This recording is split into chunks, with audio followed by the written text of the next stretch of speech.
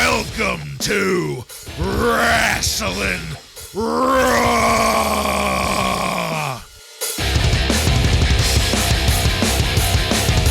Alright, you're listening to Wrasslin Raw, the podcast that takes you back to when Raw became war and Attitude ruled. Thank you for joining us. You're here with Ryan Arico. I still have vision problems to this day. Joe Giammatteo. That's the biggest set of Zubaz I've ever seen in my life. Yes. I'm the one and only Jason Bartlett. We're going to examine WWE history, one episode of Raw is War at a time. In this episode of Wrasslin Raw, we're going to be talking about the Raw that aired on November 17th, 1997. This Raw was recorded at the Civic Complex in Cornwall, Ontario, Canada, and features Jim Ross and James E. Cornette on commentary. Are you guys ready? I'm ready. Ready. All right, then. Let's get into it. We started this off with footage of what happened last week after the cameras stopped rolling. You'll all remember that Ken Shamrock was in a match against Triple H, who ended up punching out the referee. The rest of D-Generation X interfered, and the long and the short of it is that both Ken Shamrock and Commissioner Slaughter stuck around to continue putting DX in their place, with Slaughter ultimately giving Shamrock a 3 count on Shawn Michaels. You know, for those keeping score, Shawn was not wrestling in that match. Slaughter was not a referee or in the position of one. The audio of JR sounded just as confused as I felt seeing all of this. But I guess the point was to prove that Ken Shamrock is able to beat Shawn Michaels in a situation that is not representative of an actual match. So I'm not sure what was actually proved there. The opening line from JR after the proper show start is, "If you thought Survivor Series was controversial, you ain't seen nothing yet." Baby. But then the glass breaks, and Stone Cold Steve Austin comes out to kick things off right. Austin brings up the challenge that Rocky Maivia made to him last week. This is while Austin was pacing around the ring. He walked over the commentary table. Austin called out the Nation, and they do show up, but Rocky ends up going backstage while Farouk, Kama, and D'Lo go down to the ring. D'Lo gets in there and ends up getting a stunner for his trouble, but that was just a distraction. Rocky comes in on the fly, steals the Intercontinental belt from where it was sitting, and the Nation exits just as calmly as they arrived. Stone Cold goes over to the commentary table to accost JR, saying that Austin's not going anywhere tonight other than to get his belt back, with Austin repeatedly flipping JR's hat and taking JR's headset. That left Cornette to give us the rundown for the evening's festivities. DX is in the house tonight. So's Butterbean, who you'll remember got into a confrontation with Marc Mero last week. And that is where the opening segment ended.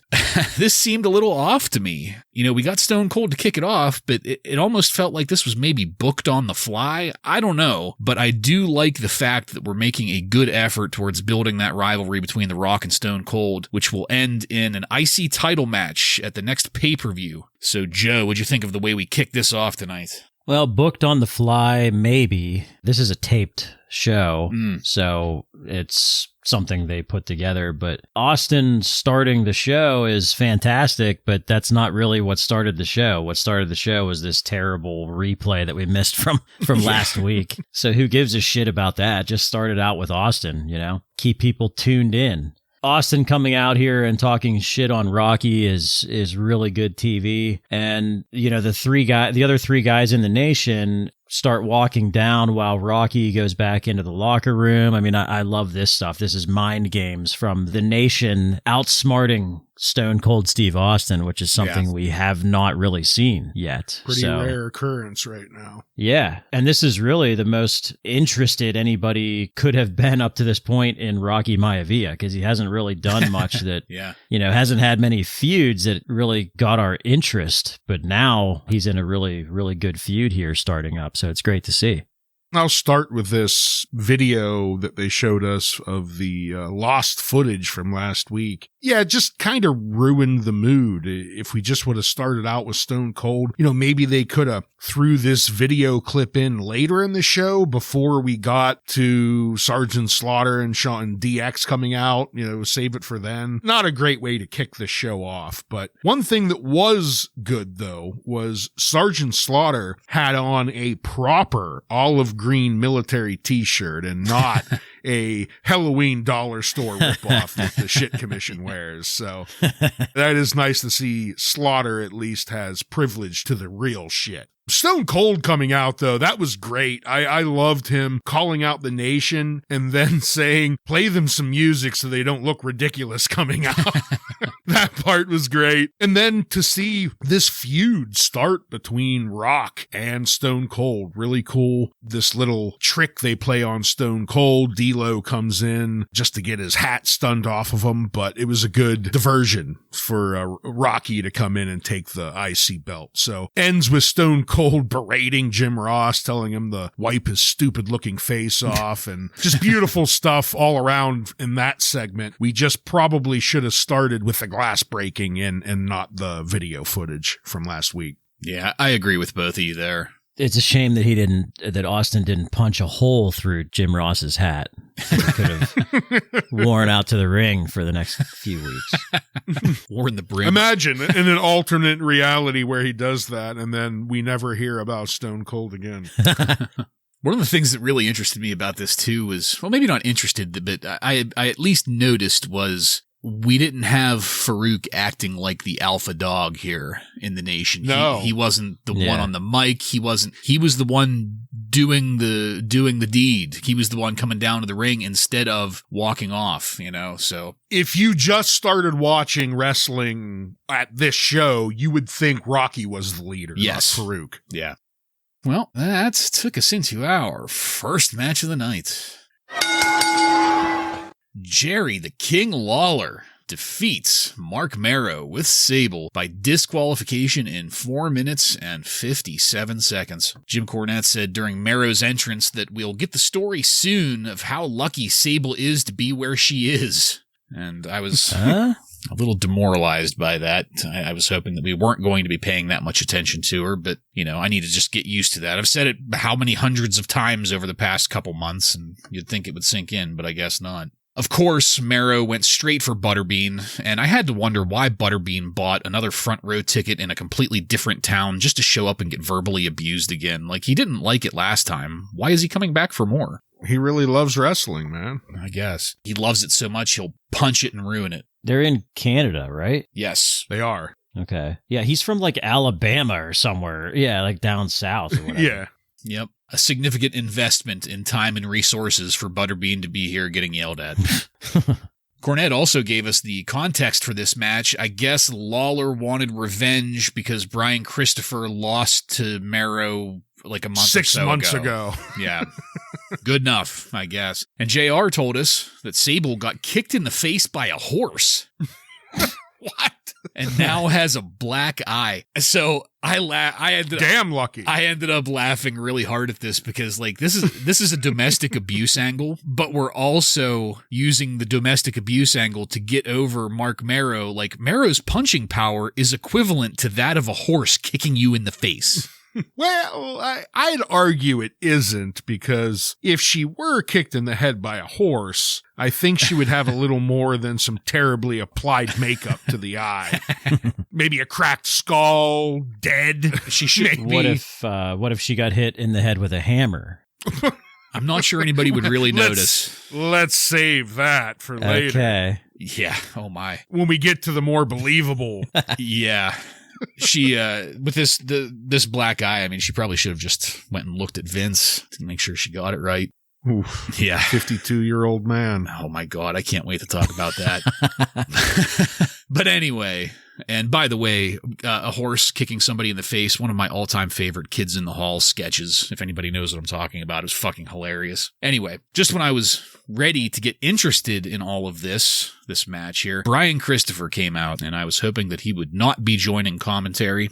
My hopes were dashed. And I hate to say it, but Lawler made this into a cartoon match. Not that I really expected a ton out of Marc Mero, but it felt like Lawler was just like backsliding ring action by 3 or 4 years here. Brian Christopher did land a nice kick to Mero's face during a cheap shot at the outside. That looked great. And I thought the fans mocking Christopher's laugh in the crowd was really funny too. Yeah, that was good. The finish here was Sable doing some of the worst interference I have ever seen in my life.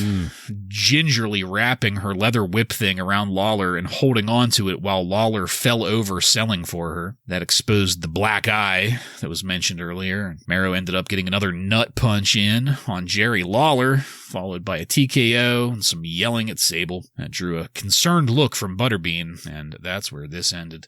Joe, just whenever I was feeling hopeful about Mero's improvement, the storytelling starts to get in the way. And Yeah. I wanted to ask you, as an appreciateur of the soap opera angles, I wanted to hear your thoughts on this first, please. Yeah, this isn't the type of soaps that I would prefer. Not your type of programs. I like some bad acting, but this is just, I don't even know what you would call this. There's a line. There is a line, and Sable is not even worthy of a soap opera gig, really. Like you said, I mean, the weakest interference attempt that I've ever seen. And what's funny is before, like when Brian Christopher was kicking the shit out of Marc Mero outside the ring, she is just standing there. Like, and I was thinking, like, you have this stupid whip in your hand. Why would you not just start whipping this man who is kicking the shit out of your husband, you know? But she just fucking stood there and watched like she does best.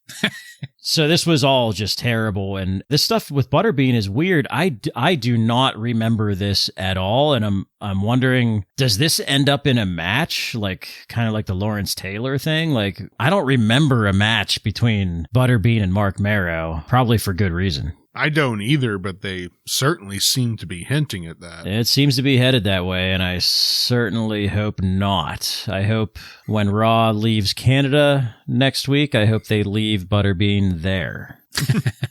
I don't have a ton more to add. You guys covered it pretty well here. This wasn't that good. Definitely a backslide for both Marc Mero and the King. The King has been looking much, much better the last few times we saw him in the ring, but definitely falling back on his kind of cartoony gimmick here, and not for the better. You learn about Sable getting kicked in the head by the horse, which was just bizarre when they threw that out. But I did laugh, though, when two sexays started hitting on Sable. I thought that was actually kind of funny, the stuff he was doing there, and then, of course, his obnoxious cackling that he was doing while doing it. I thought that was good, but this ending was just absolutely terrible with Sable. I wouldn't even really call it acting, what she did. But then we get the exposed eye, and, you know, if the makeup's going to look that bad, you should just leave the glasses on and just tell us that the black eye is there, because this looked really bad. It was just a little bit of purple makeup smeared around her eye, and that was it. So kind of shit all around. Yeah.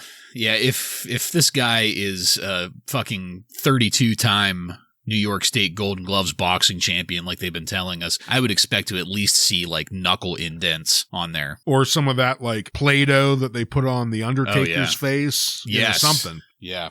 All right. Well, after that, we got a good camera angle of Vince McMahon looking like he'd just been bukkakied at Survivor Series. Covered in what looked like loogie shrapnel all over the side of his head. And that took us to a Charlie Rose-style interview setup with JR talking to Vince, a big 4-foot by 6-foot framed photo of Bret Hart on the wall in between them. And this interview is something that I've really been looking forward to. I remember watching this live, but I haven't really seen it since, so I was really curious as to how well it held up. And right here was just a quick teaser. JR point blank asks Vince if he screwed Bret Hart, but we immediately got cock blocked because the show cut to Ahmed Johnson and one of those wrestling can be real from a certain point of view commercials. But after that, we did get back to the topic of Bret Hart with some extra footage of Bret doing his best and failing to damage an indestructible video monitor there at the outside after the match finish at Survivor Series. That cut back to Vince and JR at the table and a healing bruise on Vince's face. Now there's a good looking eye shot. I was like, damn, there's a horse running amok in the WWF. I didn't remember Vince taking full credit for Bret's new WCW contract. That was pretty good to hear. I also didn't remember Vince saying that at 52, he thinks he could have held his own against Bret Hart if he had actually tried and not just allowed Bret to give him a concussion. How fucking delusional can he be? And I especially loved Vince's reaction when JR asked Vince if Vince could hold any sympathy for the human Bret Hart rather than the wrestler Bret Hart. The look on Vince's face as he repeated the word sympathy had me popping my ass off. My God. And that's where this segment ended. So obviously I am leaving a lot of the dialogue out here. This is kind of like, the McFoley interviews where all of this material, I thought at least, was just fucking gold. You definitely just need to go back and watch it if you haven't seen it. Anybody interested needs to see this. I absolutely loved it. As a matter of fact, this is probably the single best content Vince McMahon has ever given us since we've started this podcast, I thought. So, you know what, Ryan, take it. What'd you think of this? Yeah, I mean, it was pretty great. If the Montreal Screwjob is what takes to get Vince here, I guess it was worth it. It starts out with the famous Vince McMahon line, I did not screw Bret Hart screwed Bret Hart. And it just keeps on delivering from there. I mean, he just completely buries Bret Hart. At one point saying, I have nothing against Bret Hart, but it was financially a bad decision. And just like saying everything that he was just a bad business decision. He just keeps on hammering home that point. The part where he insinuates if he wouldn't have allowed Bret to punch him, that it would have went differently. That just, I mean, really, my eyes couldn't have rolled any harder back into the, and you could just imagine JR had to be like trying to hold back, not laughing in Vince's face when he said that. The end though, JR asked the final question about if he has any sympathy for Bret Hart, his former friend, and Vince McMahon gets that Mr. McMahon voice, the sympathy. I have no sympathy for Bret Hart. And that's the switch. I mean, I think we end this interview with the transformation. It's the birth of Mr. McMahon at the end. Yeah, see, I thought about that going into this because that's what a lot of people say. Bruce Pritchard, Jim Ross, all these guys that have podcasts now, they all say, like, this is the birth of Mr. McMahon. And I don't know, I just didn't quite see it yet. I almost looked at, you guys obviously pointed out a lot of the stuff that is like the Mr. McMahon character, but I think a lot of the other stuff that Vince said here, to me, he just sounds like a business mogul who is defending his company and its reputation. Yeah. Well, that was for me, what I would say is I'd agree with you, but that last part was where I felt he turned into Mr. McMahon. Yeah, and really any CEO or president of a company like that is going to act like that. I mean, that's just how they are, you know, and that's what makes it so great. But I don't know. I went into it thinking like, oh, this is going to be like Mr. McMahon shit. But what I can compare it to is like the early days of Stone Cold Steve Austin, where we said, the volume knob's at like a 7 or an 8 right now. Yes. It's not quite all the way up to 10. And that's kind of where it is. And that's what I reminded myself of at the end of this part 1. But there were a couple things I loved here where Vince basically kills kayfabe here by saying that Bret felt that Shawn stole his spot. I thought that was funny. And also I loved, this is almost like a a shot at WCW because Vince is such a genius that he exposed Bret's contract detail. Mm-hmm. So now everybody in WCW knows exactly how much Bret Hart is being paid by WCW. So I thought that was fucking great. Yeah, I totally agree there. And I thought, speaking of the whole breaking kayfabe thing, I thought it was really neat how Vince made sure to emphasize, whereas, Vince's concerns were financial, Bret's concerns were creative. Mm-hmm. Cash and creative. To be talking about it that way, When he's on camera and he's not doing the cartoony broadcaster voice, man, is it just night and day. Night and day. Yeah. Well, I mean, and then he also, at the beginning of it, lays it on pretty heavy when he's trying to really play at Bret Hart's love of wrestling, talking about how he broke the tradition. He's the one that broke the tradition of giving up the belt. He lays out that as tradition, when you go to another company, it was just completely murdering kayfabe here. Yeah. You show the proper amount of respect. Yes, I have some really funny comments from Dave Meltzer about that too, by the way, later. I look forward to hearing them. Joe, you said to you this was a CEO defending his decisions, and I completely agree with you. I heard it that way too. But Ryan, I considered this interview to be like a switch flipping, but I didn't get the switch flipping until part 2 of the interview. Well, like I said, it was that very last sentence that he said for me was where I heard Mr. McMahon. All right. Well, let's keep it moving here. Let's get this out of the way. Let's transition into something really great, from that to this. Our next match. Road Dogg and Billy Gunn versus Los Boricuas, this being Savio Vega and Sasquatch Perez, ends in a no contest in 44 seconds. Ugh. Here's where JR told us that the interview that we got was actually part 1, and we're going to be getting more later on tonight. Road Dogg and Billy came out dressed up like Los Boricuas. Commentary had mentioned that somebody had vandalized the Boricuas locker room, and that it must have been the still unnamed New Age Outlaws. That jump-started things on the ramp, and even though the bell got rung, the rest of the Boricuas came out to jump in on the action. When the ref called for the bell to end it, I was wondering if this was actually maybe a DQ victory rather than a no contest, and maybe my research got it wrong. Logic would suggest that this is a DQ victory for the Road Dogg and Billy Gunn, but the research listed it as a no contest. And you know what? That was the most interesting thing about this. I didn't give enough of a shit to dig into this finish any deeper. So Ryan, what'd you have here? I have to admit that I kind of laughed when Los Boricuas music hit again and the Outlaws came out dressed in the stolen attire from the locker room. I kind of thought it was funny. And I am starting to see why the fans would start to get behind the New Age Outlaws because it was kind of a comical antic they pulled here. I mean, the match was, completely forgettable, but that small segment I thought was funny, and it pissed off Miguel enough that he was so upset he never took a sweater off the entire match. Oh, man. But almost immediately, the match is over, and the rest of Los Boricuas comes out. They cause the, I guess, not disqualification, but a no contest. But yeah, all of that useless, but I laughed at the beginning. Yeah, I have a hard time seeing it yet with the New Age Outlaws, yet still unnamed. Like, if you watch this now, you would have every right to think, like, these guys are, like, Hall of Fame guys now? Like, what the fuck?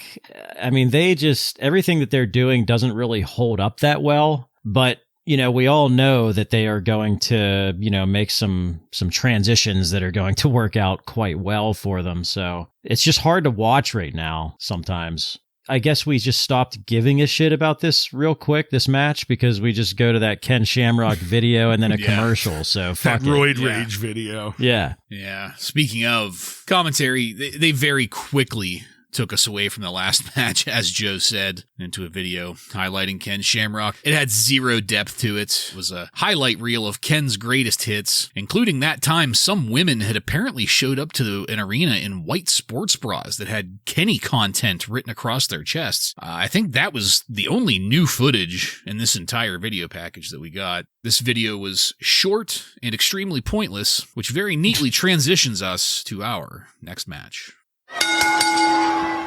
Max Mini, Mini Taurus, and Mini Nova versus El Torito, Tarantula, and Battalion ends in a no contest in 2 minutes and 48 seconds in a 6-man tag team match with Sonny as a guest referee. By God. Was Battalion supposed to be part of the Truth Commission? Oh, God. I mean, that would kind of make a little bit of sense. He'd probably be more entertaining than the Jackal. I don't know. I thought Sonny did really well as guest referee. That was, Joe, you've said it a few times where Sonny's sweet spot is the get out there, do something real quick, and get the fuck out of there before you can screw things up kind of, ring announcer. And in here, guest referee. I liked Sonny in this, and that was about all I liked. I want to scream dud into the microphone. This isn't a pay-per-view, so I can't, but I was ready to just kind of, dial it out for 2 minutes and 48 seconds and maybe stare at the ceiling or whatever. But then the lights went out and hellfire and brimstone erupted as Kane made his way to the ring. I mean, I went to immediate erection at that point. Big red rocket. The big red rocket, yes.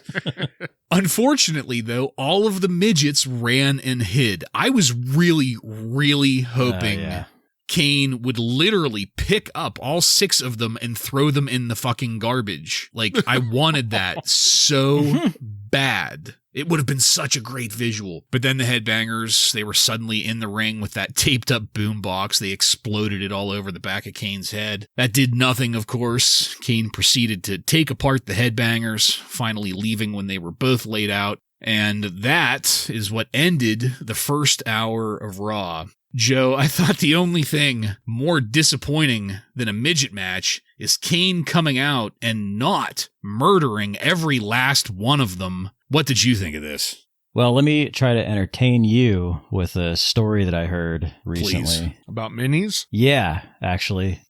Dud. Peter Dinklage. Peter Dinklage has heat with little people actors, including Hornswoggle. Oh. Because he made comments about Disney was doing a live-action Snow White and the Seven Dwarfs movie, and Peter Dinklage did not like the stereotyping. So Disney changed it to magical creatures and with CGI. So now several little people actors are out of a job opportunity thanks to Peter Dinklage. Wow. So he has heat with them. That's all. Those are my only comments on this match. Okay. Well, I'm glad for that little social lesson, Joe. That's definitely more entertaining than this match was. Yeah. How do you make a minis match even worse? Make it a 3-on-3. Yeah. There was the saving grace, Sonny coming out. It was good to see her out here. And she's, a better ref than Wiener Whistle Hebner ever will be. So who's nice. Probably still out of town. He's still running. When Kane's music hit, like you, Bartlett, I got so excited. And then what a case of blue balls when I saw all 6 of the minis roll out and run away. I still enjoyed the boombox getting exploded over Kane's head. I loved that again. It'll be taped up next week. Even more tape next week. And then I do have to say, though, man, have the Headbangers fallen quickly. Yeah. They've gone from tag team champs to getting handicap manhandled, jobbed out by the big red machine here. So it's clear at this point Kane is going to be a huge star. You could kind of see the fans' reactions already at ringside. They know they're supposed to hate him, but they're already starting to cheer for him. But still, to put the former tag team champs just a month ago to being jobbed out like this is quite amazing, to say the least. Yeah, I definitely agree with that. I also agree with what they're doing with Kane here. I love the fact that people are now anticipating and holding maybe hope within themselves that the lights will go out and the organ music will hit. Like, imagine if you were a fan in 97 and you were attending these live shows. I would show up to the gate and go into the arena hoping that at some point the lights were going to go out and the organ music would hit, because it would just get fucking nuts. The point that made me make that last statement I did was at the end when Kane did the pyro, they kind of panned the front row and you could just see the smile on everyone's face as they're covering their eyes from the bright pyro. Like they were just having a good time watching Kane in the ring. And, you know, as a wrestler, what else can you ask for? Yeah. You mean their reaction was not like JR's dramatic reaction? God. Oh, God. So at the top of the second hour, Rick Rude was out to introduce D-Generation X using that spiffy new Titantron video. I'm pretty sure it has footage of the OJ White Bronco chase at the very beginning of it. Oh, that might be Goldust and Rowdy Piper. You're right. You are right there. Once they're out, Shawn Michaels goes straight after Ken Shamrock, addressing that pinfall that didn't count, that we didn't get to see live last week. Triple H got on the mic next, calling out Commissioner Slaughter's fat ass to chastise Slaughter about last week, claiming that DX runs the WWF and that Slaughter was inappropriate in interfering in that match. Trips gets into some impotence jokes couched in military puns. I enjoyed that. But that ended with Slaughter slapping Triple H. Did I mention that Slaughter did come out once they called him out? D-Generation X gangs up on Commissioner Slaughter. And this is one of those scenes that I vividly remember watching live back in the day. I'm sure those of us that were watching back then, we all know it. Slaughter in the corner being held down. He's got the white t-shirt. It gets ripped down the middle by Shawn Michaels as Chyna comes in to go to work on him. I mean, it's not like a super famous scene, but something about it has stuck in my mind all of these years because it's almost like I remembered it blow by blow. Of course, JR absolutely lost his shit about it on commentary. That was great to hear. And we spent quite a bit of time there in the ring afterwards with DX gloating over what they'd done. So, I'm in a weird spot with this. I vividly remember parts of this segment, like I said, but in hindsight, looking back on it, 25 years or so later, I kind of thought it was a little weak in that it kind of felt like Slaughter got over more than DX did here. And, in the long term, I can see what they're trying to do with the booking. We'll get more on that later. But Joe, what did you think of it? Well, I think that's what they're going for, I think, here. I thought that Sergeant Slaughter did a fantastic job here. He is obviously older, way out of his prime. But I thought he did really good here with this and worked it to, have us in his corner here. JR also describes this. He had a good description here. When Sergeant Slaughter came into the ring, he said, "This is like the high school principal addressing the sophomore class." And that's just a great description of what is going on here in the ring. And I laughed at the toilet paper X that they made on Sergeant Slaughter because that's just right from the NWO, using their spray paint. So I got a good laugh out of that. But yeah, I thought this segment was really good. I thought Sergeant Slaughter in particular worked this segment very well. Yeah, I completely agree there. And Bartlett, I also agree. This is one of those scenes that is seared into my memory. I definitely remember Sergeant Slaughter getting completely beat down by DX and the white shirt is what really sets off the memory. The ripping of the white shirt. Yeah. Joe, completely agree. I thought Slaughter did a really good job here. He got the shit kicked out of him in a very believable way. And we're now have some sympathy for him after he kind of talked when he first came out about, or actually I believe it's later, but I'll mention it now, about how he first wasn't going to wrestle, but now he's going to. And I'm kind of excited to see that. I always liked Sergeant Slaughter, so seeing him get back in the ring is kind of exciting. All right, that took us into our next match. Scott Taylor defeats Eric Shelley by pinfall in 5 minutes and 27 seconds in a WWF Light Heavyweight Championship Tournament quarterfinal match. And Ryan, Scott Taylor, he was a Jobber of the Week formerly, wasn't he?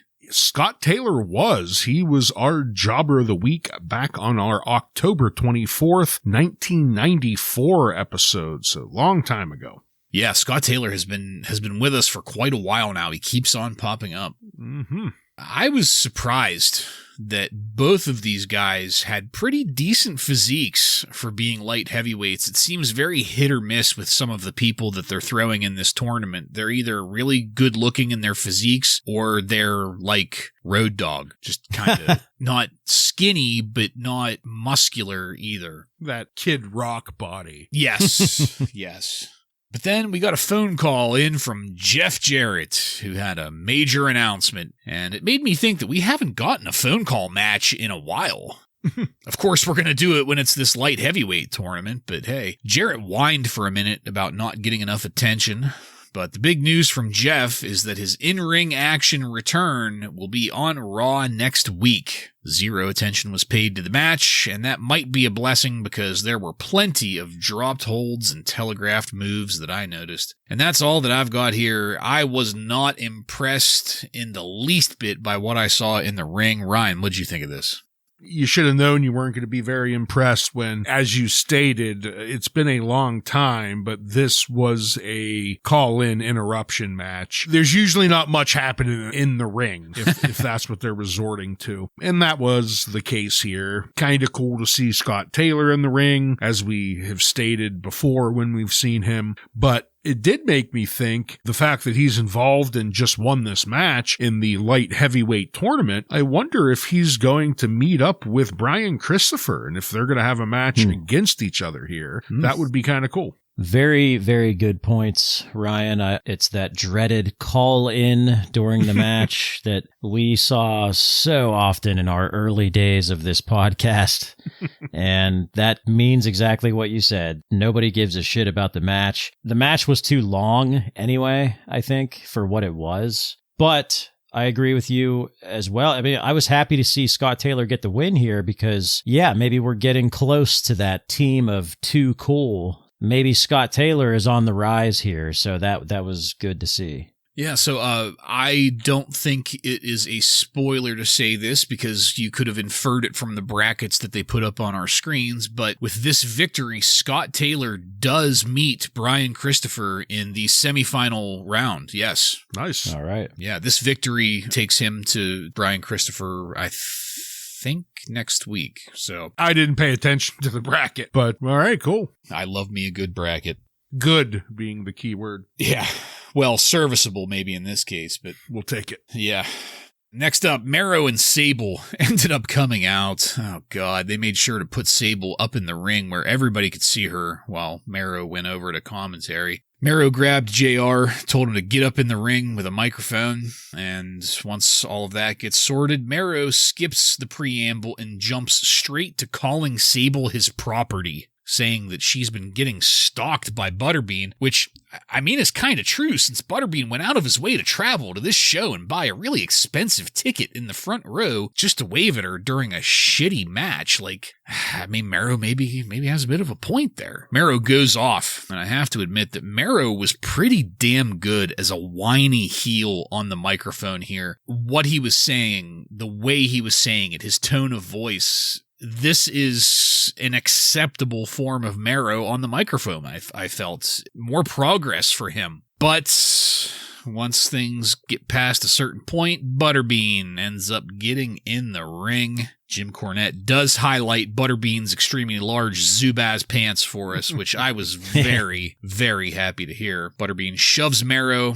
and this ends up turning into nothing as officials come down and spread it all out. JR here makes mention that Mero and Butterbean will be meeting at the next pay-per-view, I guess.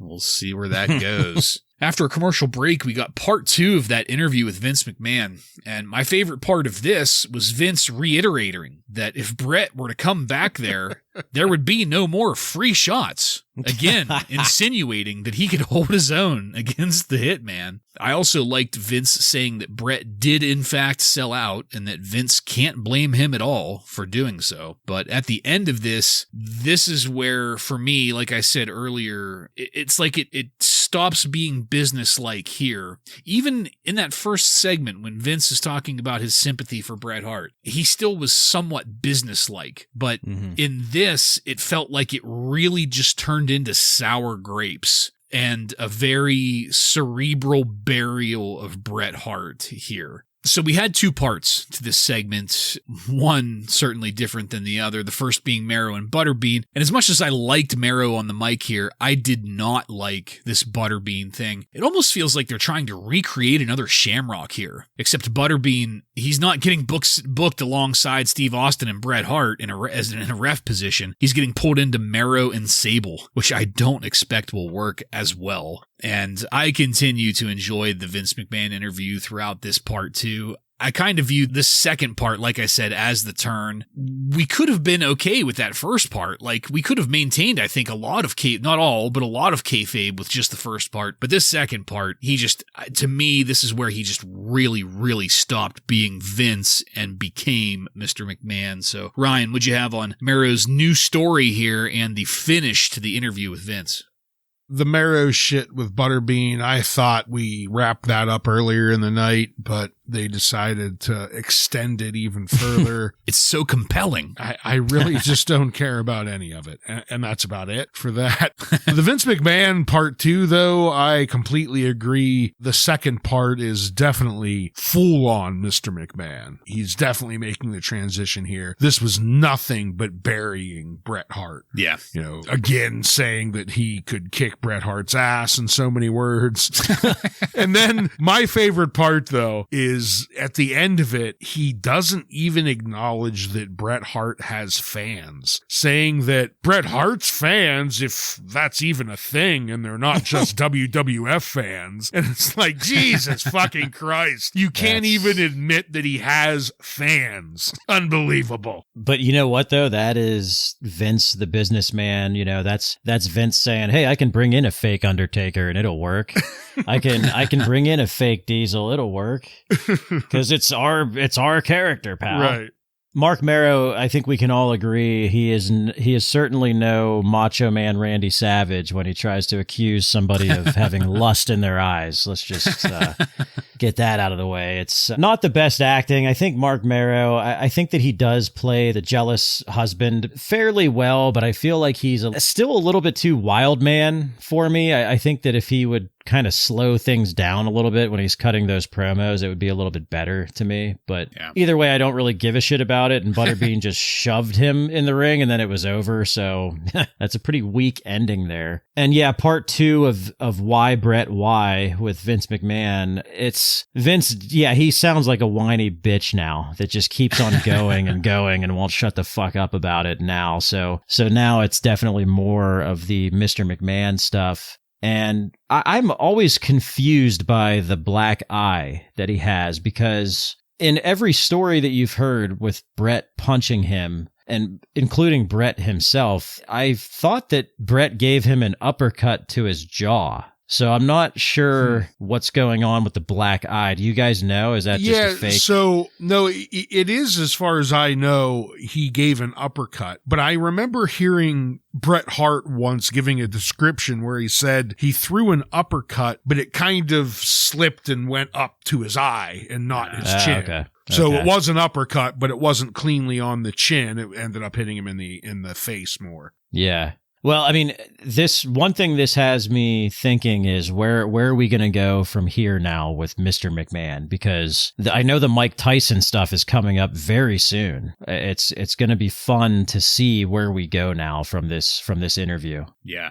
So the thing that I thought about with Vince here, all of the stories of the interaction with him and Bret after the screw talk about how Vince, and this is, like I said, most sources agree on the fact that Vince walked to Bret's dressing room, or the showers, I think is what it was, to give Bret the opportunity to give him a punch.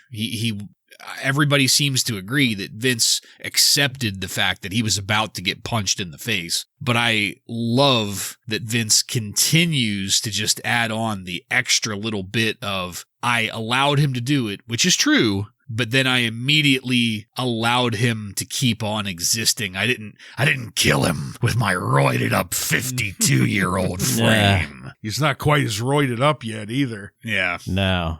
It makes me think that he's playing the schoolyard bully that got beat up, but then comes back to school the next day and says, well, if this didn't happen, I would have actually tried. Yeah, right. I wanted to let him feel good about himself, even for a second. Yeah. All right. Very entertaining. I wanted to compare it to the Mick Foley interviews and how much I enjoyed it, but it's really kind of an apples to oranges comparison. They're not really different in the same league, but they're still both so fucking entertaining. Like, I love this. And then what we follow it up with, just more gold. So I ended up getting a little confused with the next segment because during the episode, they announced Vader out for a match with Goldust, but there was zero mention of any of this in my research. And I was like, well, we already saw Kane, so it's not going to be like that. But the reason for that became clear. As soon as Goldust came out, he had his arm in a sling, and he was dressed in some extremely bizarre attire. Goldust was wearing a golden robe and black see-through tights. I'm pretty sure he wasn't wearing any underwear because we quickly got a view of his ass crack when he was climbing into the ring. The gold slippers. Yeah.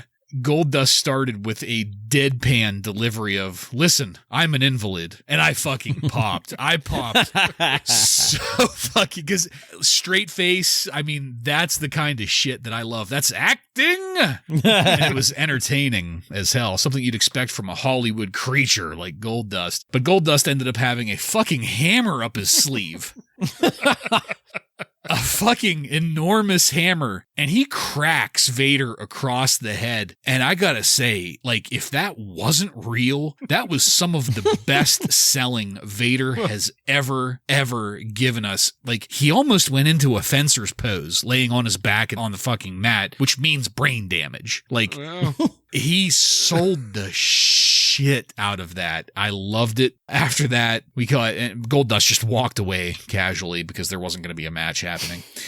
After that, we got a great mini commercial for Stone Cold. My favorite line of that being, if you want mercy, take your ass to church. Thank you. Commissioner Slaughter, after that, came out to the ring and cut a really good promo here for us. The long and the short of it is that at the pay-per-view, Commissioner Slaughter will have a match against Triple H. And that's where this segment ended.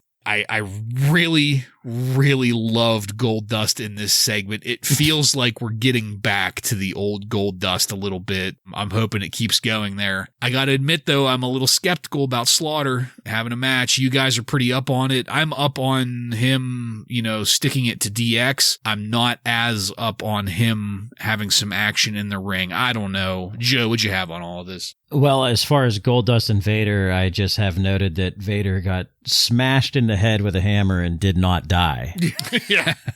There was no cracked skull. Like a slasher would do or a villain would do in a slasher movie, and he's fine. Vader's fine, everybody. Did you see the twitching, though? It was great. Yeah. Sergeant Slaughter, I guess I am up on what happened earlier.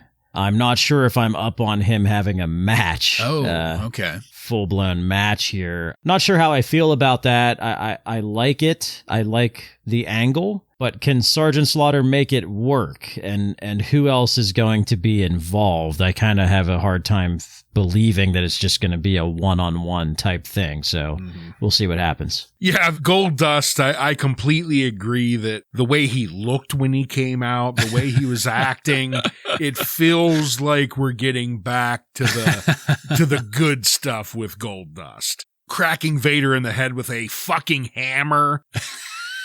Let's make sure we really highlight that. It was a fucking hammer. I mean, that was getting a little bit Looney Tune-ish for me because, like, you're really getting into the unbelievable areas there when you're hitting someone with a hammer and they don't die immediately. But even still, pretty comical. And even if you could call someone being assaulted with a hammer comical, but good stuff with Vader. With Goldust. I'm happy where it seems to be going with him.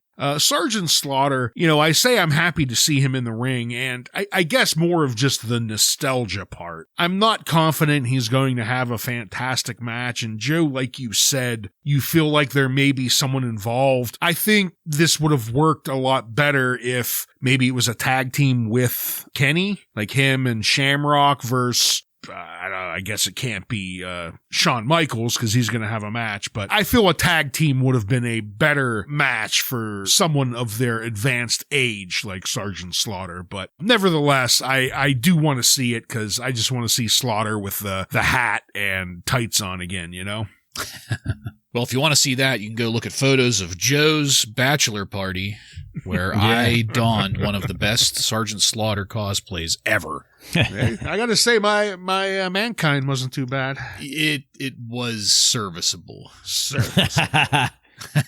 I don't know why, but I loved that Goldust was escorted to the ring by Jerry Briscoe. I don't know why. With the doctor's I don't know why note. I loved it, but I did, yeah. The doctor's note. And just now, I had to look it up because I wanted to communicate to our listeners the degree of hammer used. That was what's known as a heavy chipping hammer. I caught a glimpse of it, so look that up. The heavy sledge version of a chipping hammer. Brutal. I don't know how you got a glimpse of that foreign object. It was clandestinely as he was going up the ramp. All right. All of that took us into our final match of the night.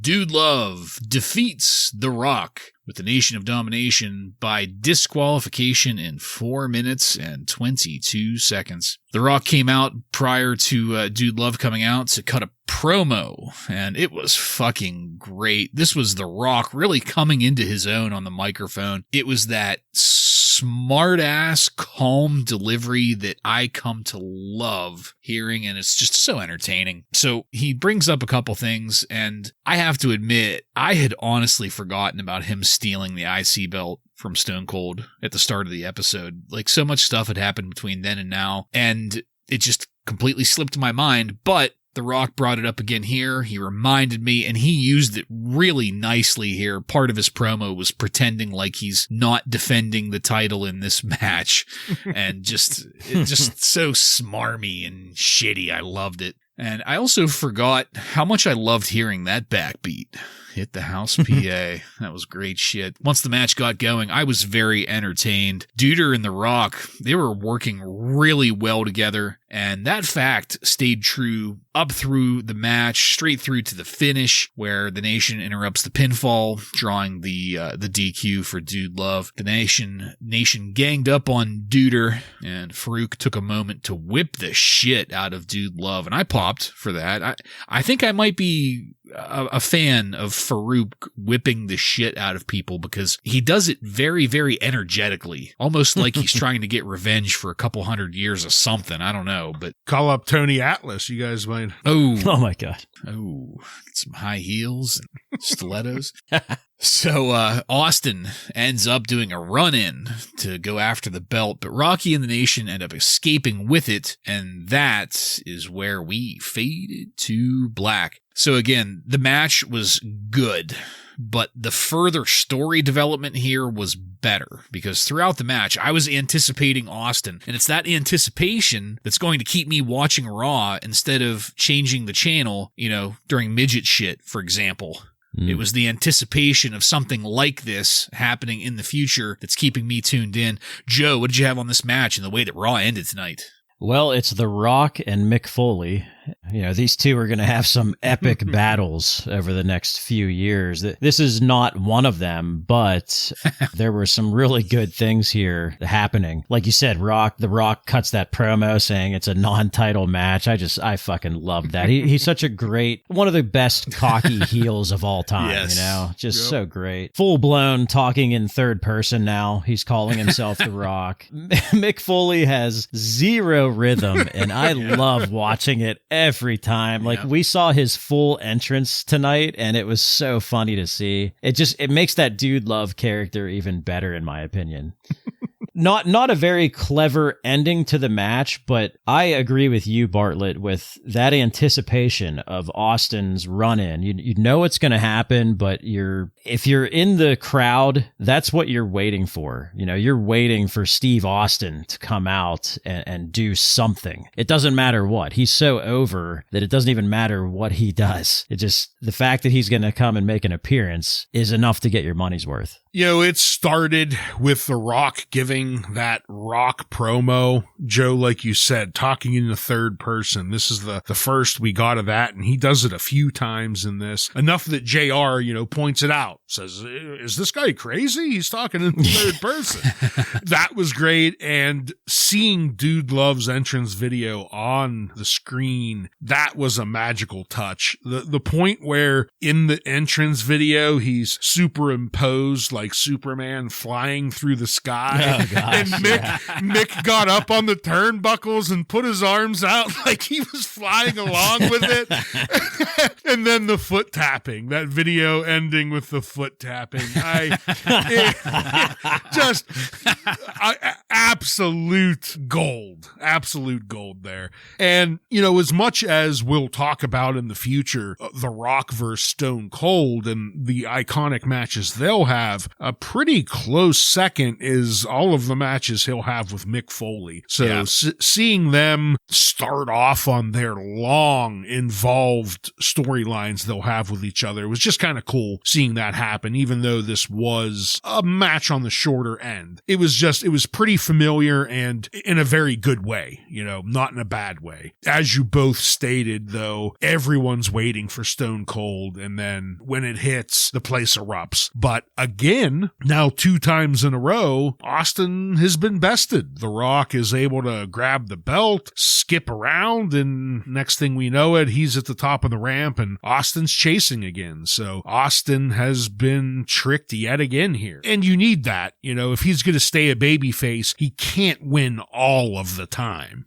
Yeah, great call there. It's part of that storytelling that it feels right and it makes sense, and I don't have a problem with it. It's not something extreme like like a cartoon dentist or like a fake Diesel or a whatever. No, it wasn't something that could bury him. It was just someone stole his belt. Right, and that's what I mean. It's so simple.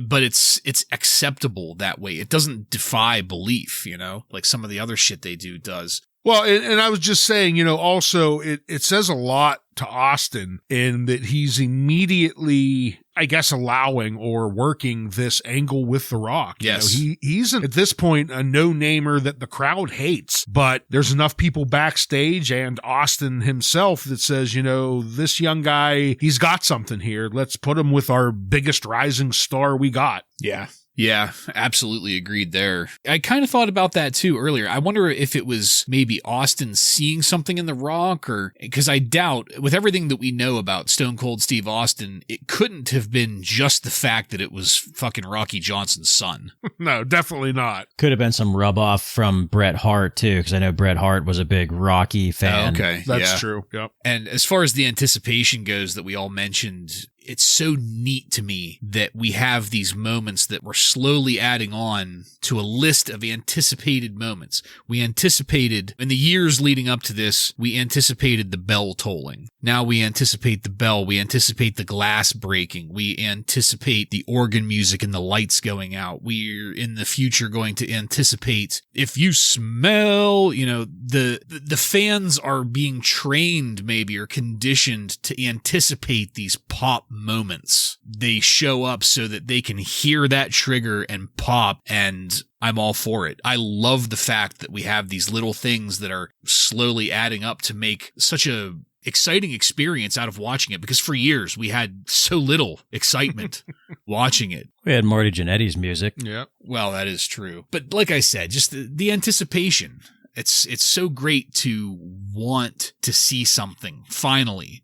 We didn't want to see things for years, and now we want them. It's great. All right, guys, we faded to black, so let's take it on over to highlights and lowlights. Joe, why don't you take that first? This was a very good taped show of Raw. I think that there's a legendary piece in this episode that I cannot steer away from as my highlight, and it is the Vince McMahon interview. I mean, it is just so legendary. That is my highlight. My low light, it's easy to point to the midgets stuff, but I have to go with the Butterbean and Marc Mero bullshit for the second week in a row now. I do not think it's very good at all. Butterbean is not even from Canada, so like they're not even going for that cheap pop of the hometown guy like they've done in the past. Mm-hmm. So I just don't get it at all. Yeah, my highlight is going to fall right along with you. The birth of Mr. McMahon. I mean, you can't get a much bigger milestone than that. So how could it not be my highlight? And low light, first off, the mini match. I mean, that's an automatic low light at this point. It's like Power Man 5000, but that's just a default low light. So I'm not going to make that take up my spot. I'm following again right along with you, Joe, the bullshit with Marc Mero and Butterbean. Not Marc Mero's match necessarily, but the bullshit with Butterbean. And it's just so clear Butterbean isn't a wrestling personality guy. The moment they put a mic in front of his face, all he said for 2 weeks now is, "What's he talking about? I don't understand. What's he talking about?" It's like, I don't know what's going on here. Yeah. I don't have lust in my eyes. Low light for sure. Well, we're 3 for 3 on the highlight. Vince McMahon's interview. I fucking loved it for all of the reasons both of you have stated already. But on my low lights, I've said it before and I will say it until the day that I die. If there are midgets in the ring, my automatic low light. Except this time it is a double whammy because none of them got sent straight to hell by Kane. So that was an extra kick in the nuts there. Blue balls. Yeah. A brutal taint tickler there. Mm-hmm. Yeah. All right. So, Joseph, speaking of taint ticklers, you tickled mine earlier with some hints on what Dave might have had to say. So what do you got from wrestling news from on and around November 17th, 1997 for us? Well, what I've got is Dave Meltzer's part 2 of the Screwjob analysis. And again, this has been covered quite a bit over the years. So I tried to find some highlights here of stuff that I wasn't aware of. So Dave points out that Bret Hart's heel turn back in March was Vince's idea for it to happen in March, I guess. But it was Bret Hart's idea to remain babyface in Canada and internationally while being anti-American heel in the U.S. So that part of it was Bret Hart's idea. Vince McMahon was on an AOL chat again this week, and we know how well that went last time. Nothing too great to point out there, but Vince did make mention that the Titan Sports may go public someday. So a little bit of foreshadowing there. Dave Meltzer did have some comments on the Vince McMahon interview from tonight's show. He really seemed to get a good laugh out of the time-honored tradition statement from Vince McMahon. Dave noted that territory guys from back in the day like Hulk Hogan, Junkyard Dog, and Jesse Ventura did not exactly do jobs on their way out of the territories. They just magically showed up on WWF TV. So this explains why certain guys like Lex Luger, Kurt Hennig, and recently Rick Rude when they got the leverage, they could not wait to screw Vince McMahon and just leave. Dave also pointed out that Shawn Michaels has not exactly been following time-honored traditions in the wrestling business lately, pointing out the recent incident in England when Shawn had the finish changed with the British Bulldog match. So pretty good points there by Dave Meltzer. And part of that story was Rick Rude was mentioned. Rick Rude was one of the guys that did not like what went down in Montreal, and he fucking left the company and showed up on WCW Nitro on November 17th, 1997. So this was the show. This was the night where you could see Rick Rude on both WWF TV and WCW. So as a teaser, that explains when finishing up watching this week's Raw, the next one started and I saw the first couple minutes, and as a little teaser, that explains that beginning segment. I recently watched some interview with Bret Hart, and he got very emotional when talking about Rick Rude. And he mentioned something about, I'll never forget what Rick Rude did for me back then or something like that. I had no idea what he was talking about, but now it kind of makes sense. I think it's probably has something to do with this. The news of Bret Hart punching Vince McMahon in the back after the show has made Bret into a cult hero for the wrestlers. It was described as the climactic moment when Nurse Ratchet finally got hers in One Flew Over the Cuckoo's Nest. And that somewhere in Pittsburgh, Pennsylvania, Bruno Sammartino was going to have a big smile on his face. The place where you stick the enema. Yeah. Bret Hart claims that about 8 wrestlers called him Monday morning saying they were unsure of whether they wanted to go back to work. Bret told them to think about their families and that they should probably show up to work to get paid. Owen Hart, Davey Boy Smith, and Mick Foley all walked out on the promotion. Guess who did not, guys? Jim Neidhart. He fucking showed up. Mick Foley did return the next day, and Owen Hart has been in and out of meetings with Vince McMahon over the last week. McMahon's Why Bret Why interview boosted ratings a little bit, but Nitro still came out the winner this week on the ratings. And last piece of news here, the dark matches from November 11th in Ontario, Canada, featured a match between 2 guys that people may know. Adam Copeland defeated Christian Cage in a dark match. Okay. So it looks like those guys are in some tryouts. We'll see what happens there. And that is all. All right. Well, thank you, Joseph. Illuminating as always. And that's it, folks. We are done with this one. I want to thank you again for joining us. If you like what we're doing here and want to connect with us, you can email us at WRASSLINRAW. Just add @gmail.com to the end of that to submit questions or comments. Check us out on social media and on every podcast subscription platform. While you're there, don't forget to follow and subscribe to get every episode of Wrasslin Raw coming to you every week. Give us a 5-star review and tell all of your friends to tune in to the most arrogant Monday Night Raw review podcast on the airwaves. Next week on Wrasslin Raw, we're going to take a look at the Raw that aired on November 24th, 1997, with matches featuring the Legion of Doom, Flanagan, and many more. So, for Joe and Ryan, I'm Jason, and this has been Wrasslin Raw.